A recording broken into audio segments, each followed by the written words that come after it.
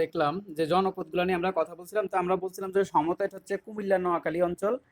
এইটা হচ্ছে আপনার আহ, গঙ্গা এবং ভাগীরথী এবং পদ্মা নদীর অববাহিকায় আপনার এই অঞ্চলটা মানে সমতট অঞ্চলটা গঠিত, মানে পলি মাটি জমে জমে। তো আমরা তো কি জানি যে বাংলাদেশ পুরাটা ভাটির দেশ বলি না আমরা। মানে এখানে হচ্ছে গঙ্গা বা এই যে হিমালয় থেকে বা বিভিন্ন পাহাড়ি অঞ্চলগুলা থেকে পলি মাটি জমে জমে এসে যে অঞ্চলটা গঠিত হয়, এই যে বঙ্গ সমতট, এগুলো সবগুলো একই রকম ছিল, এগুলো পলি মাটি জমে জমে এইসব অঞ্চলগুলো গড়ে উঠছিল। তো আমরা এবার অঞ্চলগুলো সম্বন্ধে একটু দেখলাম। তো আমাদের সর্বপ্রথম যে অঞ্চলটা আসলো সেটা হচ্ছে বঙ্গ। তো এই বঙ্গ অঞ্চলটা কোথায়, সেটা হচ্ছে বৃহত্তর ঢাকা, মানে ঢাকাতে যারা আছে, এবং ময়মনসিংহ, ফরিদপুর, বরিশাল, পটুয়াখালী। ঠিক আছে, মোটামুটি এখানে আমরা যতজন আছি ম্যাক্সিমামই বঙ্গতে বসে আছি। ঠিক আছে, মানে আমি আমি কিন্তু বঙ্গতে না, আমার বাড়ি হচ্ছে ভোলা, মানে আমিও বঙ্গের মধ্যে। ঠিক আছে, ঢাকা, ময়মনসিংহ, ফরিদপুর, বরিশাল, পটুয়াখালী, এই অঞ্চলগুলো, এই রিজিয়নটা হচ্ছে আপনার বঙ্গ। এটা হচ্ছে আয়তনে বৃহত্তম এবং স্বাধীন জনপদ।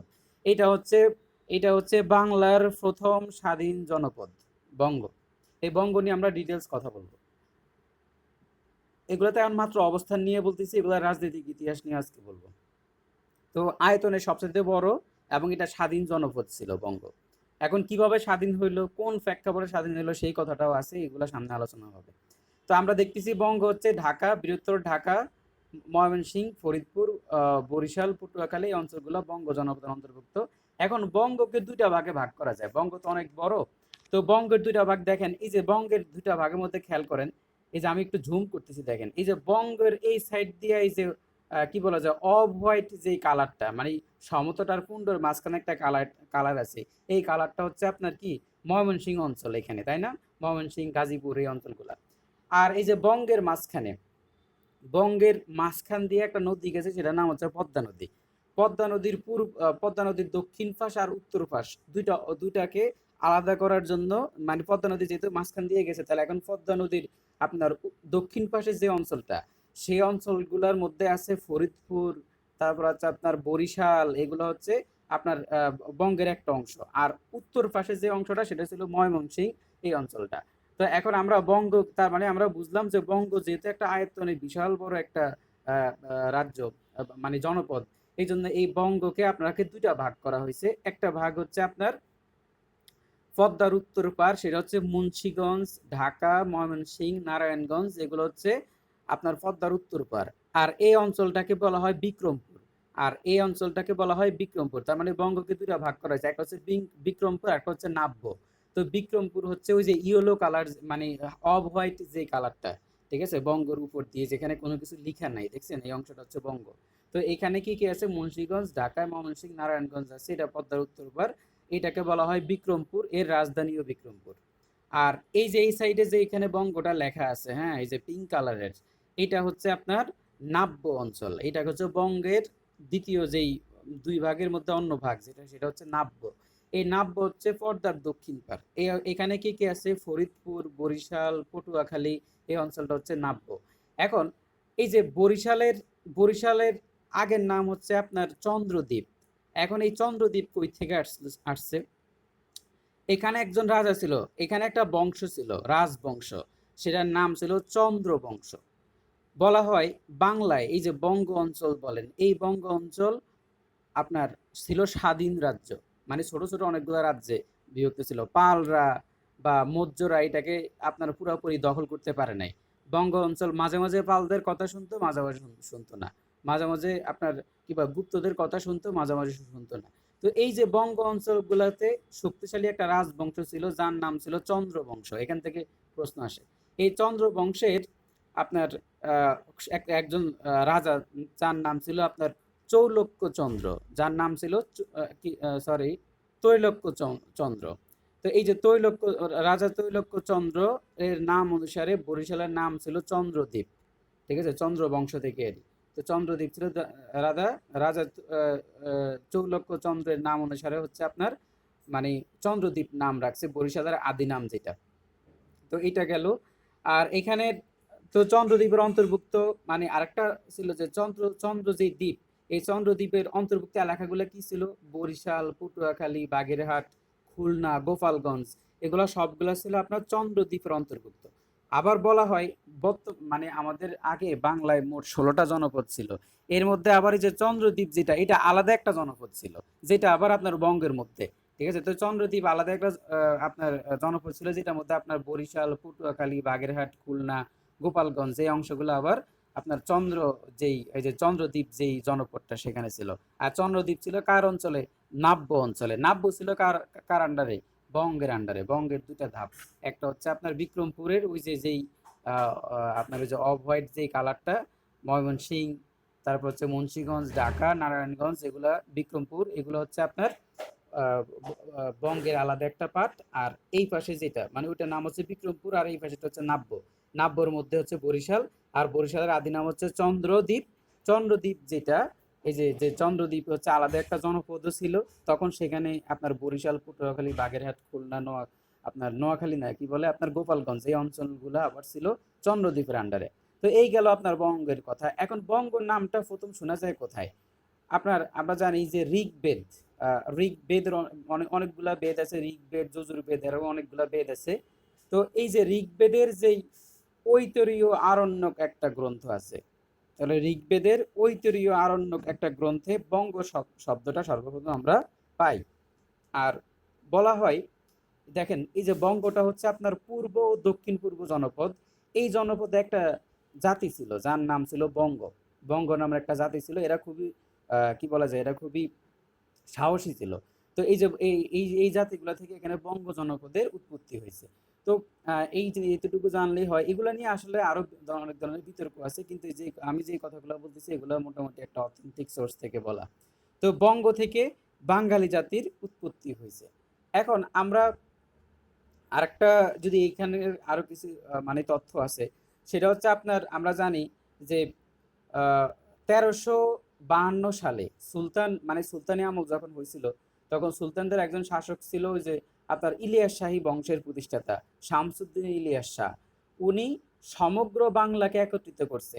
একত্রিত করলে করে এটার নাম দিছে বাংলা, মানে শাহী বাংলা নামক, শাহী বাংলা নামে বাংলা লিখছে আর কি, ঠিক আছে। তো শাহী বাংলা নামে এটা অঞ্চলটা পরিচিত ছিল।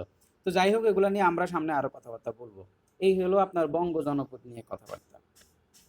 দেখেন এখানে আছে এই যে বঙ্গ জনপদকে দুই ভাগে ভাগ করা। স্লাইড চেঞ্জ হয়েছে না আপনাদের? না ভাই। হয় নাই? হ্যাঁ, আচ্ছা, তাহলে একটু করি।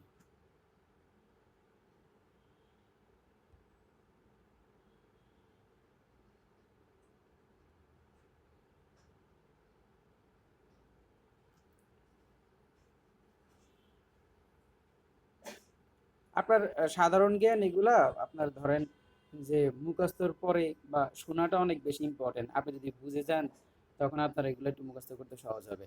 তো এখন দেখেন যে এখানে দেখা যাচ্ছে বঙ্গকে দুই ভাগে ভাগ করা গেছে। একটা হচ্ছে বিক্রমপুর, যার রাজধানী ছিল বিক্রমপুর। অঞ্চলগুলো ছিল মুন্সিগঞ্জ, ঢাকা এবং নারায়ণগঞ্জ। আর নাব্য যেটা ছিল সেটা ছিল রাজধানী ছিল বরিশাল। রাজা ত্রৈলোক্য চন্দ্রের নাম অনুসারে আপনার চন্দ্রদ্বীপ নাম দেওয়া হয়। এখন আমরা এখানে একটু জুম করি, দেখেন এই যে দেখেন, এই দেখছেন বঙ্গ, এখানে খেয়াল করেন এই যে এখানে লেখেন যে এই যে গঙ্গা নদী দেখা যাচ্ছে, গঙ্গা নদী একটু ভালো করে দেখেন, এখানে এই যে গঙ্গা নদী দেখা যাচ্ছে।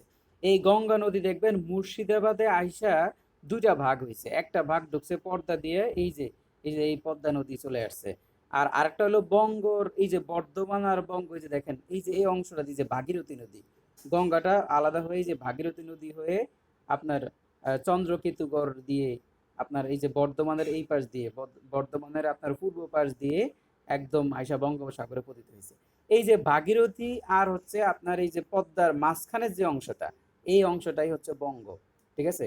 আর এই বঙ্গের এইটা হলো এই অংশটাকে বলা হয় বঙ্গ। আর এটাকে বলা হয় বঙ্গের নাব্য, মানে আপনার নাব্য অংশটা।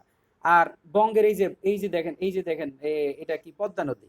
পদ্মা নদীর উপরে পদ্মা নদীর উপরে ওই যে দেখেন বিক্রমপুর লেখা আছে, ঢাকা, বিক্রমপুর, ঢাকা, এই যে আত্রাই নদী বা এই অংশগুলো হচ্ছে বঙ্গের বিক্রমপুর অংশটা। ওই মানে পদ্মার এই পাশে হচ্ছে নাব্য, আর ওই পাশেটা হচ্ছে বিক্রমপুর। ওই বিক্রমপুর অংশেই আছে আপনার ঢাকা, ময়মনসিংহ যে অঞ্চলগুলো, ওগুলো হচ্ছে, তার মানে এটাই হচ্ছে বিষয়। তো এখানে আমরা দেখলাম যে এই অংশটা আমরা বঙ্গের অবস্থানটা আমরা একটু দেখলাম। এরপরে আমরা চলে যাব বঙ্গের পরে। বঙ্গের পরে হচ্ছে আপনার এই যে চন্দ্রদ্বীপ বঙ্গের অন্তর্ভুক্ত ছিল। বরিশাল, পটুয়াখালী, বাগেরহাট, খুলনা ও গোপালগঞ্জ। তাহলে চন্দ্রদ্বীপের মধ্যে কারা কারা ছিল? বরিশাল, পটুয়াখালী, বাগেরহাট, খুলনা, গোপালগঞ্জ। আর চন্দ্রদ্বীপ ছিল বঙ্গের অন্তর্ভুক্ত।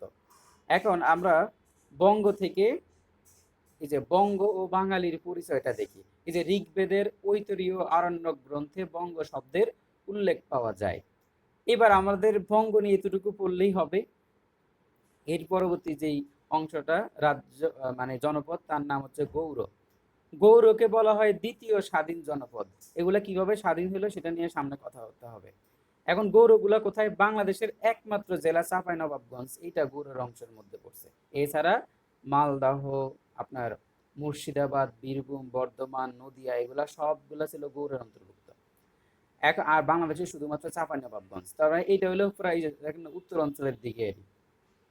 এখন গৌড়ের প্রথম ধারণা পাওয়া যায়। এখন এই যে গৌড় যেই জনপদটা, ওই সময় তো আর ইতিহাস লেখা হয় না। এখন আমরা কেমনে বুঝলাম যে এটা কোন অঞ্চলের? তাহলে গৌড়ের যে ইতিহাস বা গৌড়ের প্রথম ধারণা পাওয়া যায় ফানিনি, একজন ব্যাকরণবিদ ছিল, তার গ্রন্থে আমরা গৌড়ের ধারণা পাওয়া যায়। আর গৌড়ের রাজধানী ছিল কর্ণ সুবর্ণ, যেটা বর্তমান মুর্শিদাবাদ। তাহলে আমরা মুর্শিদাবাদটা একটু দেখি যে মুর্শিদাবাদটা কোন জায়গায়। এই দেখেন, এইখানে ম্যাপে দিলাম, জুম করলাম, এই যে দেখেন, এই যে ভাগীরথী নদীর উপর দিয়ে এই যে মুর্শিদাবাদ বরাবর এসে মুর্শিদাবাদ গঙ্গা মুর্শিদাবাদে এসে দুইটা ভাগ হয়ে গেছে। একটা গেছে আপনার এই যে ভাগীরথী হয়ে, আর একটা পদ্মা হয়ে। এই যে দেখেন এখানে কর্ণ সুবর্ণ, উত্তর রাঢ়ের নিচে কর্ণ সুবর্ণ লেখা আছে। এই কর্ণ সুবর্ণই ছিল গৌড়ের রাজধানী। এই হলো গৌড়, তার রাজধানী ছিল এই যে দেখেন কর্ণ সুবর্ণ। ঠিক আছে। আর এই দিক দিয়ে ছিল আপনার কুণ্ড। তো এটা ছিল আপনার ওই যে কি অখণ্ড, মানে এটা হলো ভারতবর্ষের মানচিত্র এখন যেটা দেখতেছেন আপনারা। তো এরপর আমরা ম্যাপ থেকে দেখলাম গৌড় অংশটা। তো এখন গৌড় হচ্ছে দ্বিতীয় স্বাধীন রাজ্য। এটার অংশগুলো কি? মালদহ খুবই গুরুত্বপূর্ণ এটা, মুর্শিদাবাদ, বীরভূম, বর্ধমান, নদিয়া, চাঁপানবাবগঞ্জ। এই অঞ্চলগুলো আপনাকে একটু মুখস্থ রাখতে হবে, এখান থেকে পরীক্ষা প্রশ্ন আসবে। তো কর্ণ সুবর্ণ ছিল মুর্শিদাবাদ, মানে বর্তমান মুর্শিদাবাদ, এটা ছিল গৌড়ের রাজধানী। এখন গৌড়টা কি? মানে শিল্প ও শিল্পজাত দ্রব্যের জন্য উল্লেখযোগ্য ছিল।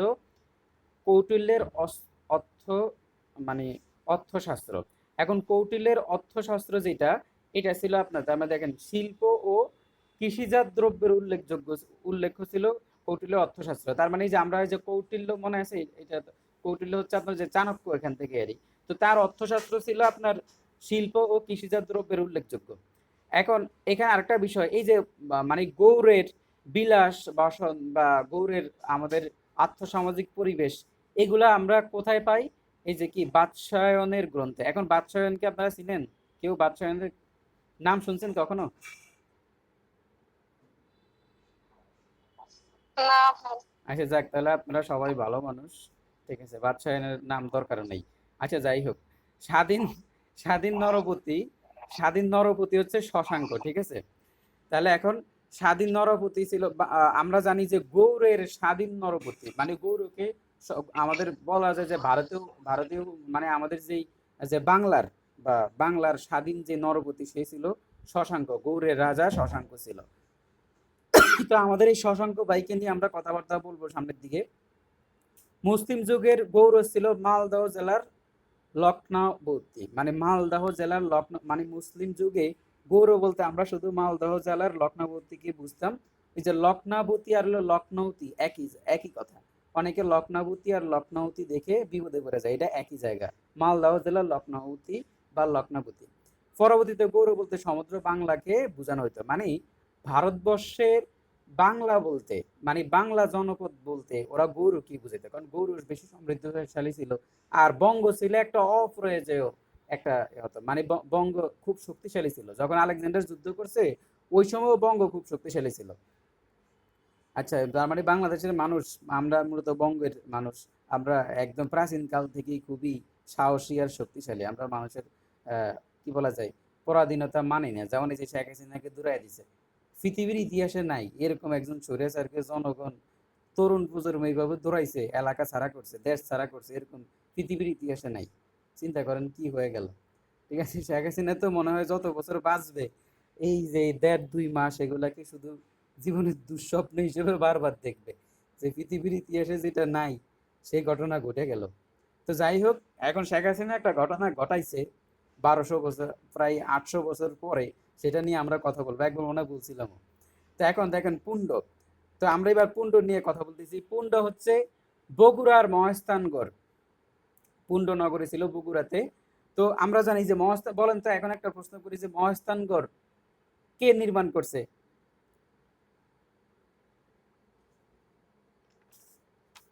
মনে আছে কারো? জি ভাই, প্রশ্নটা আবার করেন ভাই একটু। মানে এই যে মহাস্থানগড়, এই যে বগুড়ার যে মহাস্থানগড়, এটা কে নির্মাণ করছে?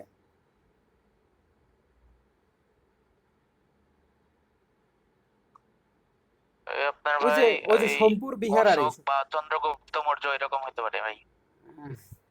আচ্ছা ঠিক আছে, যাক, যাই হোক, এটা হচ্ছে আপনার এখানে আরেকটা আছে না আপনার ধর্মপাল, মানে ধর্মপাল আপনার সোমপুর বিহার নির্মাণ করছে, সেটা সেটা একটা গুরুত্বপূর্ণ প্রশ্ন এখানে। এটা নওগাঁর পাহাড়পুরে করছিল, হ্যাঁ। আর এখানে এই যে মহাস্থানগড়ে যে শিলা পাওয়া গেছে বা মহাস্থানগড়, এটা আপনার মৌর্যদের যেই যুগ, মৌর্য সম্রাট অশোকের সময় এটা হয়েছিল। তো যাই হোক, এটা আমরা সামনের দিকে আসবে। এখন দেখেন যে বগুড়ার মহাস্থানগড়, রাজশাহী, রংপুর, দিনাজপুর অঞ্চল। হ্যাঁ, এখন খেয়াল করেন, পুণ্ড বর্ধন যেটা আমরা বলি, মানে আমরা জানি যে আমাদের প্রাচীন বাংলার সবচাইতে সমৃদ্ধশালী জনপদ ছিল আপনার এই বগুড়ার মহাস্থানগড়। মহাস্থানগড় ছিল ওখানকার রাজধানী, মানে পুণ্ড বর্ধন বলতে পারি। এই যে দেখেন, পুণ্ড নগর বা পুণ্ড বর্ধন মানে রাজধানী। তো বলা হয় মহাস্থানগড় আসলে ওই সময়ের পুণ্ডর যে জাতিগোষ্ঠী, যে নগর, যে যারা নগর সভ্যতা গড়ে তুলছিল ওখানে, পুণ্ডদের মানে ওখানে যেই পুণ্ড যে জাতিগোষ্ঠী, ওরাই মহাস্থানগড় নির্মাণ করছে। এবং ওইটা ছিল একটা রাজধানী আর ঠিক আছে। তার মানে পুণ্ডের রাজধানী ছিল পুণ্ড নগর বা পুণ্ড বর্ধন, যেটাকে আমরা মহাস্থানগড় বলি। এবং ওইটা ওই সময় খুবই সমৃদ্ধশালী একটা জনপদ ছিল। এবং আধুনিক, মানে ওখানকার যেই বাড়িগুলা বা ওরা মানে আপনার কি বলে, দুর্গটা এমন ভাবে বানাইছে বা ওদের শহরটা এমন ভাবে বানাইছে, যেটা অনেকটা চমকপ্রদ একটা ব্যাপার, যে ওইভাবে ওরা এত চিন্তা করলো।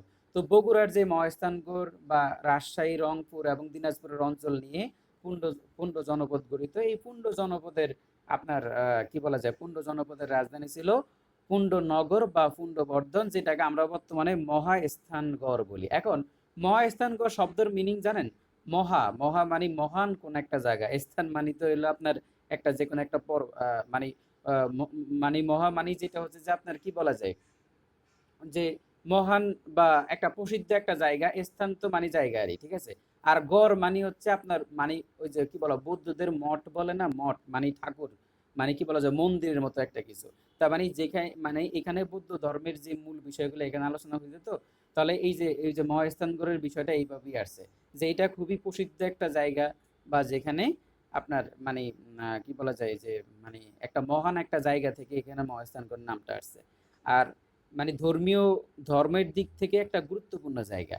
তো এটা হচ্ছে বগুড়ায় অবস্থিত আর অত্যন্ত সমৃদ্ধ জনপদ ছিল। তাহলে আমরা দেখলাম বগুড়ার মহাস্থানগড় ছিল পুণ্ডবর্ধন, মানে বর্তমান আমরা বলি মহাস্থানগড়, আগে বলা হইতো পুণ্ডবর্ধন বা পুণ্ডনগর। আর এটা হচ্ছে আপনার প্রাচীন বাংলার সবচাইতে প্রাচীন জনপদ, মানে বাংলার সবচাইতে প্রাচীন জনপদ। এখন দেখেন পুণ্ড নিয়ে বলি, বগুড়া হতে 7 মাইল দূরে মহাস্থানগড় প্রাচীন পুণ্ডবর্ধন নগরের ধ্বংসাবশেষ বলে পণ্ডিতরা অনুমান করে। এবং প্রাচীন সভ্যতার নিদর্শনের দিক দিয়ে পুণ্ডই ছিল প্রাচীন বাংলার সমৃদ্ধ জনপদ। বাংলাদেশের বাংলাদেশে প্রাপ্ত পাথরের চাকতিতে খোদাই করা আহ, সম্ভবত প্রাচীন শিলালিপি এখানে পাওয়া গেছে। এখন পাথরের পাথরের চাকতিতে খোদাই করা যেই অংশটা, মানে যেই যেগুলো বলা হয়, তো বলা হয় যে আপনার এই যে পাথরের ওই সময় তো আপনার, এখন তো ধরেন বিভিন্ন জায়গায় কি বলা যায়, যে ওই যে চিঠি পত্র দেয়, মানে চিঠি লেখে না রাষ্ট্রপতির কাছে, ওখানে সেখানে মানে বিভিন্ন প্রকার সিলমোহর দিয়ে প্রজ্ঞাপন জারি করে। ওই সময় তো আর এগুলা ছিল না, ওই সময় এরকম পাথরের মধ্যে খোদাই করে বিভিন্ন দিক নির্দেশনা বিভিন্ন জায়গায় পাঠানো হইতো। তো ওই সময়ের এই যে পাথরে খোদাই করা যে লিপি, যেটাকে আমরা বলি মহাস্থান ব্রাহ্মী লিপি, যে সম্রাট অশোক যেটা পৃষ্ঠপোষক ছিল, এই ব্রাহ্মী লিপি সেটা পাওয়া গেছে কোথায়? সেটা পাওয়া গেছে 1931 সালে। এটা একটু আলাদা ইনফরমেশন। 1931 সালে 30শে নভেম্বর, 1931 সালে 30শে নভেম্বর বগুড়া জেলার মহেস্থানগড়ের আপনার বারু ফকির নামক একজন ব্যক্তি।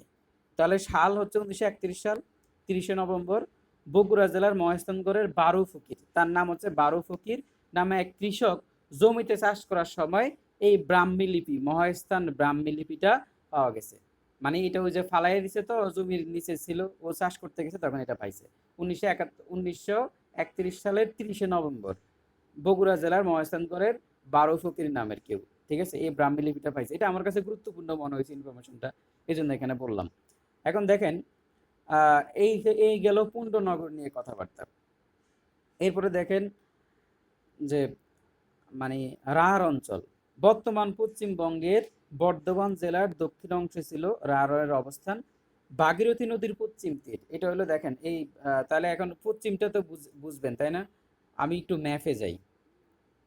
আপনারা স্লাইড চেঞ্জ হয়েছে, ম্যাপ দেখতেছেন একটা?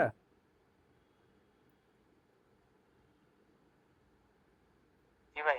আচ্ছা, এখানে দেখেন এই যে ভাগীরথী নদীর, এই যে দেখেন আমরা বলতেছি যে এই যে বঙ্গ, এই যে বঙ্গ এই পাশটা হচ্ছে পূর্ব পাশ, আর বঙ্গের এই পাশে বর্ধমান যেটা দেখতেছেন এটা হলো পশ্চিম পাশ। তো এটাই বলা হচ্ছে, তার মানে ভাগীরথী নদীর পশ্চিম পাশে হচ্ছে রাঢ় অঞ্চল, এই যে দক্ষিণ রাঢ়, বর্ধমান, এগুলো হচ্ছে পশ্চিম পাশ। আর এই যে এই পাশে যেটা বঙ্গের দিকে, এই যে চন্দ্রদ্বীপ, বাঙ্গাল লেখা, নবদ্বীপ লেখা, এটা হচ্ছে পূর্ব পাশ, এটাই বলছে। তার মানে রাঢ় অঞ্চল হচ্ছে ভাগীরথী নদীর পশ্চিম পাশে, এটাই বলছে। দেখেন ভাগীরথী নদীর পশ্চিম পাশে হচ্ছে রাঢ়ের অবস্থান। আর ভাগীরথী মানে এখানকার যে রাজধানী, রাঢ়ের রাজধানী ছিল আপনার কুটিবস্ত্র বা বর্তমান দক্ষিণ দিনাজপুর। তাহলে বর্তমান দক্ষিণ দিনাজপুরের আদি নাম ছিল কুটিবস্ত্র, এটার ছিল রাঢ়ের রাজধানী। আর রাঢ় মানে রাঢ়ের যেই অন্য নাম সেটা ছিল কি সুষমা, সুষমা ছিল রাঢ়ের অপর নাম, এটা একটু গুরুত্বপূর্ণ আছে। এবার দেখেন সমতট, সমতট হচ্ছে আমাদের ওই যে কি লিজেন্ডারি ডিস্ট্রিক্ট কুমিল্লা নোয়াখালী, ঠিক আছে, এরা হচ্ছে সব লিজেন্ড। এই কুমিল্লা নোয়াখালীর এখানে কেউ নাই মনে হয়, ঠিক আছে, যে বৃহত্তর কুমিল্লা নোয়াখালীর যেই এবং ত্রিপুরা অঞ্চল, এই যে দেখেন এই যে সমতট, এই যে ম্যাপে আমি জুম করলাম, দেখছেন এই যে সমতট এই পাশ দিয়ে কিন্তু এখন ত্রিপুরা, ওই যে বললাম এইবার শুনলাম না, ত্রিপুরা থেকে পানি এসে ফেনীকে ডুবিয়ে দিছে। তো এই যে লিজেন্ডারি যে অঞ্চল বৃহত্তর কুমিল্লা নোয়াখালী ত্রিপুরা অঞ্চল, এগুলা হচ্ছে আপনার সমতটের অঞ্চল, মানে এগুলাকে বলা সমতট। এখন খেয়াল করেন, বলা হচ্ছে সমতটের অবস্থানটা কিভাবে আসে পরীক্ষায়, বলা হয় মেঘ মানে গঙ্গা ও ভাগীরথী নদীর পূর্ব তীর থেকে, কি বলা হচ্ছে, গঙ্গা ভাগীরথী নদীর পূর্ব তীর থেকে মেঘনার মোহনা পর্যন্ত। তাহলে দেখেন গঙ্গা ভাগীরথী নদীর পূর্ব তীর থেকে মেঘনার মোহনা পর্যন্ত হচ্ছে সমতলের অবস্থান। এখন আমাদেরকে একটু ম্যাপে যাইতে হবে। এখন ম্যাপটা কোথায়, একটু দাঁড়ান, একটু ম্যাপে যাই। এই হলো ম্যাপ। তো আপনারা দেখেন আবার ম্যাপে আসলাম, দেখেন এই যে এই হচ্ছে ভাগীরথী নদী, মানে যেটা আপনার বর্তমান রাঢ় অঞ্চল মুর্শিদাবাদের এখান থেকে, যে এটা হলো ভাগীরথী নদী। আর আমি এখানে তো ধরেন কোনো কিছু ইউজ করতে পারতেছি না, মানে কোনো যদি ডট ইউজ করতে পারতাম তাহলে বোঝা যেত। আমি এখান থেকে স্ক্রিনে চলে গেলে তো আর ওইটা পাওয়া যাবে না। তো এখন এখানে ধরেন এই যে মুর্শিদাবাদের এই অঞ্চল ভাগীরথী নদী, এই যে নবদ্বীপ, বর্ধমান, এই অঞ্চলটা হচ্ছে ভাগীরথী নদী। এখানে স্পষ্টভাবে এই যে জুম করে আমি নিয়ে আসছি যে এই হলো ভাগীরথী নদী। আর বঙ্গের এই পাশ দিয়ে হলো পদ্মা নদী, এই যে দেখেন এই যে বিক্রমপুর, রামপাল, এই যে বঙ্গের উপর দিয়ে এই যে এই অঞ্চলটা, এটা হলো পদ্মা নদী। এখন এই পদ্মা আর হচ্ছে এই ভাগীরথী নদীর অববাহিকা দিয়ে এই যে এই দিকে হলো মেঘনা নদী, দেখছেন এই যে মেঘনা নদী, এই যে সমতট লেখা উপরে দেখেন এই যে মেঘনা নদী, এইটাই বলছে যে মানে ভাগীরথী এবং আপনার যেই পদ মানে গঙ্গা, গঙ্গা মানে পদ্মা, এই পদ্মার অববাহিকা দিয়ে মেঘনার মধ্যে দিয়ে যে অঞ্চলটা, এইটা হলো সমতট। এখন বলতেছেন যে আমি এটাকে এইভাবে ফোকাস করতেছি কেন, এই কথাটা কারণ পরীক্ষায় আপনাকে সরাসরি ম্যাপ না বলে দিয়ে মানে আপনাকে সমতটের অবস্থান এইভাবে বলবে, পরীক্ষা আসবে গঙ্গা ভাগীরথীর পূর্ব তীর থেকে, ওটা কিন্তু পূর্ব তীর তাই না, পূর্ব পাশে সমতটটা দেখবেন এদিকে কি পূর্ব পাশে গঙ্গার এইখানে খেয়াল করেন এই যে গঙ্গার ভাগীরথী কল্পনা করেন, এটা দেখবেন যে সমতটটা কি পূর্ব পাশে। এই যে মেঘনার মোহনা পর্যন্ত, এই যে মেঘনার এখানে এখানে মেঘনার ওই যে পদ্মার মেঘনা যেখানে মিলিত হয়েছে, এই মোহনার এই অঞ্চলটা হচ্ছে সমতট। তো আপনি যে আমি এতগুলো কথা বলছিলাম এর মধ্যে থেকে দেখবেন আপনার মনে থাকবে আসলে। কুমিল্লা থেকে রাজধানী কোথায়? কুমিল্লা থেকে 12 কিলোমিটার দূরে বড় কামতায়, যেটাকে এখন বর্তমানে রোহিতগিরি বলে। তাহলে কুমিল্লা থেকে 15 মানে 12 কিলোমিটার পশ্চিমে আপনার বড় কামতা হচ্ছে আপনার এই সমতটের রাজধানী। এই সমতট নিয়ে ভবিষ্যতে আরো কথাবার্তা আসবে। এবার আসুন হরিকেল। পার্বত্য সিলেট, চট্টগ্রাম এবং পার্বত্য চট্টগ্রাম, এই যে আমি আর মাহফুজ এখানে বসে আছি, ঠিক আছে? পার্বত্য সিলেট এবং পার্বত্য চট্টগ্রাম এগুলা সবগুলা হচ্ছে হরিকেলের অংশ। এবং হরিকেল ছিল মানে মোটামুটি ওই যে বঙ্গ বলেন, হরিকেল বলেন, এগুলা আসলে কখনো গুপ্ত সাম্রাজ্য, পাল সাম্রাজ্য ওরা পুরোপুরি শাসন করতে পারে নাই। ওরা মাঝে মাঝে অধীনস্থ ছিল, মাঝে মাঝে অধীনস্থ ছিল না। নিজেদের মতো চিল করে রাজ্য চালাইছে বিভিন্ন রাজবংশ। আচ্ছা, এরপর আমরা বরেন্দ্র অঞ্চলে চলে আসলাম, যেটা শুরুতেই বললাম। আপনারা কি দেখতেছেন স্লাইড চেঞ্জ হয়েছে?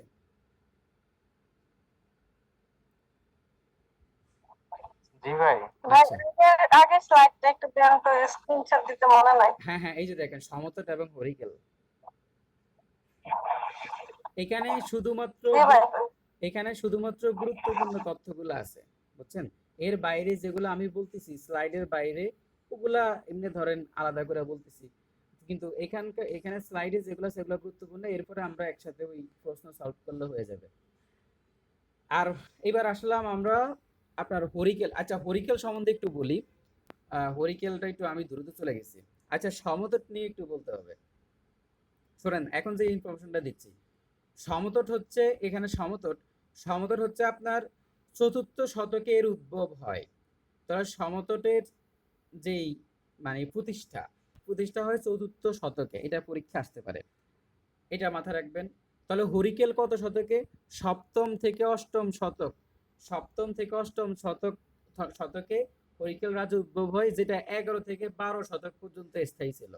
তার মানে সপ্তম থেকে অষ্টম শতকে উদ্ভব হয়, 11 থেকে 12 শতক পর্যন্ত এটা স্থায়িত্ব ছিল। এখন হরিকেল নিয়ে আরেকটা গুরুত্বপূর্ণ বিষয় আছে। সমতট এবং হরিকেল এই দুইটা অংশ ভ্রমণ করে কে? এটার নাম হচ্ছে Hiuen Hiuen Tsang. Hiuen Tsang একজন চীনা পরিব্রাজক। হিউয়েন সাং সে এই সপ্তম শতকে সপ্তম শতকে হরিকেল এবং সমতট মানে আপনার ভ্রমণ করে, ঠিক আছে? এটা একটা গুরুত্বপূর্ণ তথ্য। এটা আরো আসবে, মানে এটা এখন বললাম তো, এটা সামনের দিকে আলোচনায় আরো আসবে।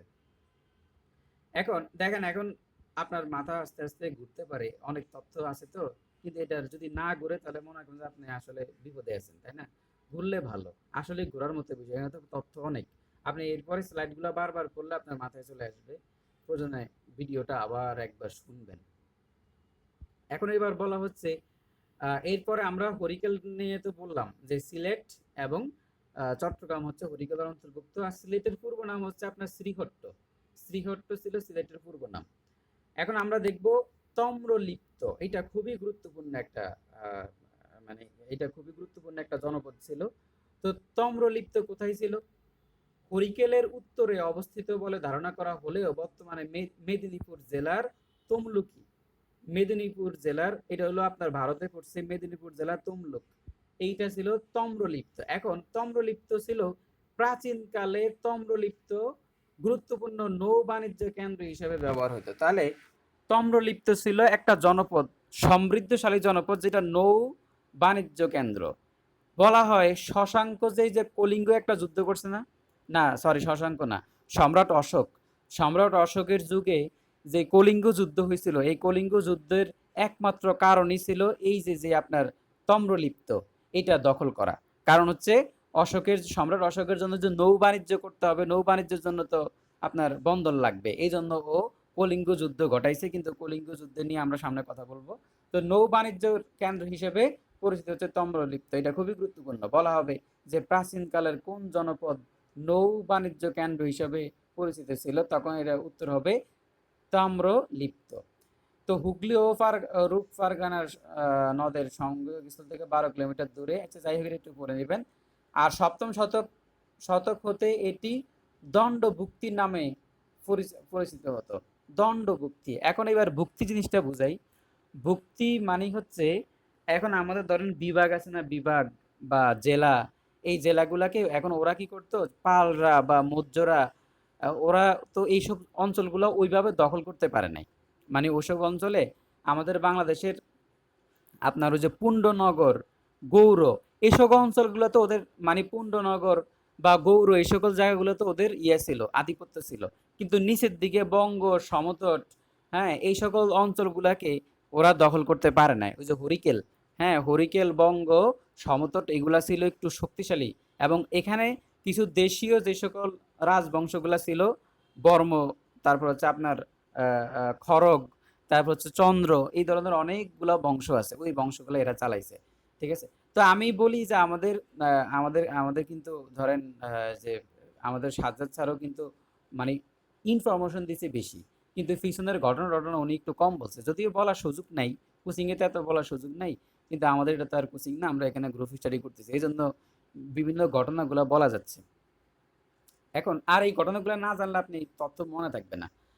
এখন এই দণ্ডভুক্তি ছিল এরকম, দণ্ডভুক্তি মানে হচ্ছে আগের বিভাগ বা বিভিন্ন অঞ্চল, সপ্তম শতক হতে এটি দণ্ডভুক্তি নামে পরিচিত ছিল। মানে ওখানকার বিভাগ বা আপনার পাল রাজাদের একটা অংশ হিসেবে ওরা মানে এটাকে আহ, মানে নামকরণ করছে আর কি। একটু মনে রাখিয়েন। এবার আমরা দেখব আলেকজান্ডার দ্য গ্রেট। এখন তাহলে আলেকজান্ডার দ্য গ্রেট সম্বন্ধে আমাদের একটু পড়তে হবে। তো আলেকজান্ডার দ্য গ্রেট, ওনার বাবার নাম ছিল ম্যাসেডোনিয়ার রাজা ফিলিপস। তাহলে ম্যাসেডোনিয়ার বা গ্রিকের যেই এটা ম্যাসেডোনিয়া হচ্ছে আপনার গ্রিকের মধ্যে। তো ম্যাসেডোনিয়ার রাজা ফিলিপসের পুত্র ছিল আলেকজান্ডার। তো আলেকজান্ডার ভারতবর্ষ আক্রমণ করে এই যে এখানে 327 থেকে 326 অব্দে। এখন বলতে পারেন 327 থেকে 26 কেন আসলো? এটা হচ্ছে খ্রিস্টপূর্ব। খ্রিস্টপূর্ব যেগুলা ধরেন যীশু খ্রিস্টের জন্মটাকে বলা হয় শূন্য সাল। তাহলে যীশু খ্রিস্টের জন্মটাকে কি শূন্য সাল। তো যীশু খ্রিস্টের জন্মের পর থেকে এখন পর্যন্ত কত বছর হয়েছে জানেন? 2024 বছর। ওই যে মানে 2024 সাল বলি না, 2024 বছর আগে যীশু খ্রিস্ট জন্মগ্রহণ করছে। এখন যীশু খ্রিস্টের আগের যেই সালটা, সেটা ছিল খ্রিস্টপূর্ব 1, তার আগের সালটা খ্রিস্টপূর্ব 2। বুঝছেন? তার মানে ওখান থেকে আপনি উল্টা গুনতে হবে। তার মানে সে যদি তার মানে 300, তার মানে সেই খ্রিস্টপূর্ব 327 সাল বা 326 সালে আপনার ভারতবর্ষে আসছে। তাহলে তাহলে এবার ধরেন সে ভারতবর্ষ থেকে গেছে কত সালে জানেন? সে ভারতবর্ষ থেকে চলে গেছে অথবা তার মানে তার যে মৃত্যু হয়েছে, মানে সে তো আপনার ভারতবর্ষ আক্রমণ করে যুদ্ধে জয়লাভ করে এখান থেকে চলে গেছে। তার মৃত্যু হয়েছে 323 অব্দে। 323, তাহলে বোঝা গেল যীশু খ্রিস্টের মৃত্যুর 327 বছর আগে সে ভারতবর্ষ আক্রমণ করছে। এরপর যীশু খ্রিস্টের জন্মের 323 বছর আগে সে মারা গেছে। বুঝছেন? মানে উল্টা দিক থেকে হবে। আমরা যেমন সামনের দিকে আগাই, 24-এর পরে 25 হবে, আর ওখানে ছিল 26, 27-এর পরে 26, এরপরে 25, এরপরে 24, এরপরে 23, এরকম করে পিছনের দিকে আস্তে আস্তে শূন্য সাল হবে। এই শূন্য সাল যেটা, সেটাই যীশু খ্রিস্টের জন্ম। এটা হলো খ্রিস্টপূর্ব আর খ্রিস্টপর, খ্রিস্টাব্দ, এই দুটো সম্বন্ধে একটু আইডিয়া দিলাম আপনাদেরকে, আপনারা হয়তো বা জানেন বিষয়টা। তো এখন আলেকজান্ডার দ্য গ্রেটের সাথে, যখন আলেকজান্ডার দ্য গ্রেট এখানে আসলো, সে কিভাবে আসছে? হিন্দুকুশ পর্বত, মানে ওই যে আপনার খাইবার পাস যেটা বলে আফগানিস্তানের, তো হিন্দুকুশ পর্বত অতিক্রম করে ভারতবর্ষে প্রবেশ করেন আলেকজান্ডার। সেখানে ছিল অসংখ্য ছোট ছোট রাষ্ট্র, তারা সবাই নিজেদের মধ্যে যুদ্ধ করা শুরু করে দিয়েছিল। আলেকজান্ডার দ্য গ্রেট যখন আসছিল, তখন তারা নিজেদের মধ্যে যুদ্ধ করছে। আর আলেকজান্ডার গ্রেটের সাথে যখন যখন আলেকজান্ডার গ্রেটের সাথে অনেকে যুদ্ধ করে নাই, নিজেদের মধ্যে তারা আগে যুদ্ধ করতো। যখন শুনছে যে আলেকজান্ডার দ্য গ্রেট আসছে, তখন সবাই লেজ গুটিয়ে পালান শুরু করে দিয়েছে। কিন্তু ওই সময়ে কিন্তু ওই সময়ের কিন্তু ওই সময় ভারতবর্ষে মানে যখন বলা হয় যে ওই সময় ভারতবর্ষে একজন রাজা ছিল, যার নাম ছিল পুরু। কিন্তু রাজা পুরু, সে বশ্যতা স্বীকার করে নাই। এই যে এখানে বলা আছে পুরু, এই পুরু বশ্যতা স্বীকার করে নাই। সে আলেকজান্ডারের সাথে যুদ্ধ করছে। সেই যুদ্ধের নাম হচ্ছে হিদাসপিসের যুদ্ধ। তাহলে হিদাসপিসের যে যুদ্ধ হয়েছিল, সেটা হলো পুরুর সাথে। পুরু আলেকজান্ডারের বশ্যতা স্বীকার করে নাই, আলেকজান্ডার তার সাথে যুদ্ধ করছে, করে এখন যথারীতি হিদাসপিসের যুদ্ধতে তো পুরু তো পরাজিত হইল। হওয়ার পরে এবার আলেকজান্ডার দ্য গ্রেট পুরুকে জিজ্ঞাসা করলো যে তুমি আমার থেকে কি ধরনের, এটা মনে হয় আপনারা পড়তে পারেন, আগে আপনার কমপ্লিটিং হিস্ট্রিতে ছিল যে তুমি আমার থেকে কি ধরনের ব্যবহার আশা করো। তখন সে বলছে যে আমি আপনার থেকে অ্যাজ লাইক এ কিং, মানে কি রাজার মতো আমি ব্যবহার, মানে সে হাইরা যায়ও তার মনোবল ঠিক ছিল। সে বলতেছে আমি তো একজন রাজা, আমার সাথে আপনি রাজার মতো ব্যবহার করেন। পরে আলেকজান্ডার দ্য গ্রেট, সে তো বিশাল মাপের মানুষ, সাম্রাজ্য জয় করছে। পরে সে এই পুরো সাহসিকতা দেখা বলতেছে না, তোমার রাজ্য ফিরিয়ে দিলাম, ঠিক আছে তুমি সাহস আছো, ঠিক আছে তুমি মোটামুটি রাজ্য শাসন করো, খাও দাও, ঠিক আছে। তখন সে পুরুকে হত্যাও করে নেই, প্লাস তার রাজ্য ফিরিয়ে দিছে, আর বাকি সবগুলো রাজ্য দখল করে ফেলছে। এখন এই আলেকজান্ডারের একজন সেনাপতি ছিল, তার নাম ছিল সেলুকাস। সেলুকাস নিয়ে আসতেছি, এবার বলতেছি শোনেন। তো এরপরে কি হলো, যে আলেকজান্ডার যখন এই সাম্রাজ্যে আসলো বা এখানে আসলো, তখন গ্রিক অনেক লেখক টেখক বা গ্রিকরা তো এখানে আসছিল। তো আমরা গ্রিকদের বিভিন্ন আপনার বইপত্র থেকে আমরা দেখতে পাই যে আলেকজান্ডার যখন ভারতবর্ষে আসলো বা আক্রমণ করলো, তখন আমাদের এই বাংলাদেশে, ঠিক আছে, আমাদের এই বাংলাদেশে মানে বঙ্গ জনপদ, যেটা মানে ভাগীরথী নদী, খেয়াল করেন ভাগীরথী নদী, যে আমি আবার ম্যাপে চলে যাচ্ছি, এই যে দেখেন, এই যে ভাগীরথী নদী আর হচ্ছে পদ্মার মাঝখানে যে অংশটা, বঙ্গ যে অংশটা, এই অংশে গঙ্গারাইড নামক গঙ্গারি রাইড নামক একটা জাতি ছিল। এই জাতিটা খুবই শক্তিশালী ছিল। গঙ্গারি রাইড, এই জাতি খুবই শক্তিশালী ছিল। এবং মানে আপনার তাহলে এখানে হলো মানে ভাগীরথী নদী এবং পদ্মার মাঝখানের যে অঞ্চলটা, মধ্যবর্তী অঞ্চলে আপনার গঙ্গারি রাইড নামক একটা শক্তিশালী জাতি ছিল। এবং তাদের রাজধানী ছিল চন্দ্রকেতুগড়। তাহলে জাতির রাজধানী ছিল